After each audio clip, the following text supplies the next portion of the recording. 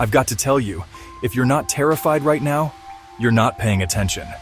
We're about to dive headfirst into the swirling vortex of chaos that is the Trump presidency. And let me tell you, it's not going to be pretty. But fear not. We're here to give you a survival guide that's part life jacket, part panic room, and part, oh God, why is this happening? Look, I know we've all been trained to avoid using the F word in polite company. No, not that F word. Although that one's tempting too. I'm talking about fascism. But here we are, staring down the barrel of a presidency that's about as subtle as a rhinoceros in a tutu. Trump campaigned like a fascist, talked like a fascist, and by God, he's determined to govern like one too. Let's see. Mass deportations? Check. Detention facilities that make Alcatraz look like a 5-star resort? Double check. A rhetoric that's so divisive it could split atoms? Triple check with a cherry on top. Now I know what you're thinking. Oh great, another Hitler comparison, how original. And trust me, I'm as tired of these comparisons as you are. But, when the shoe fits, sometimes you've got to wear it, even if it's an ugly, fascist-looking shoe that makes you want to throw up a little in your mouth. So yes, we're going there. We're making the comparison, because if we don't, we risk sleepwalking into a nightmare that we've seen before. And let me tell you, this isn't some high school theater production of The Sound of Music where the Nazis are just misunderstood. This is real. It's happening, and it's time we all woke up and smelled the authoritarian coffee. So here we are in the aftermath of an election that's left more people shell-shocked than a screening of Saving Private Ryan at a veterans home. Republicans are despairing because, well, they've just realized they've hitched their wagon to a star that's actually a dumpster fire. And Democrats? They're despairing because they've just had their asses handed to them by said dumpster fire.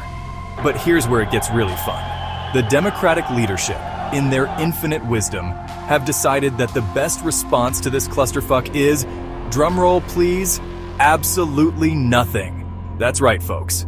Their communication strategy appears to be borrowed from a mime trapped in an invisible box. It's almost impressive how spectacularly they've managed to drop the ball.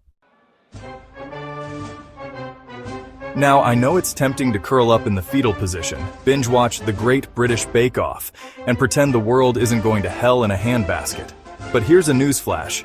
Your couch, comfortable as it may be, is not going to save democracy. Shocking, I know. If only overthrowing fascism was as easy as perfecting a Victoria sponge. But the real danger here isn't just Trump. It's complacency. It's the someone else will handle it mentality. It's the belief that if we just close our eyes and wish really, really hard, this will all go away. Spoiler alert, it won't. So it's time to get off that couch, put down that remote, and start resisting like your democracy depends on it. Because, newsflash, it does. All right, pop quiz time. What's the most exciting part of our government? If you said the House of Representatives, congratulations. You're either a political junkie or you're lying.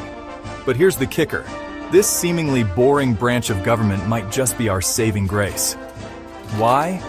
Because they hold the power of the purse, which is a fancy way of saying they control the money. And let me tell you, in Washington, money talks. It talks so much it makes a chatty hairdresser look like a mime with laryngitis. So if we want to put a leash on Trump's more, let's say, enthusiastic ideas, the House is where it's at. It's like a game of political monopoly, and we need to own all the red hotels on Pennsylvania Avenue.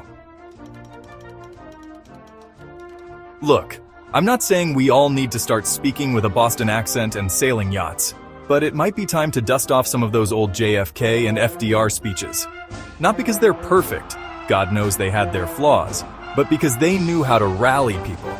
They knew how to light a fire under America's ass when it needed it most. And boy, do we need it now.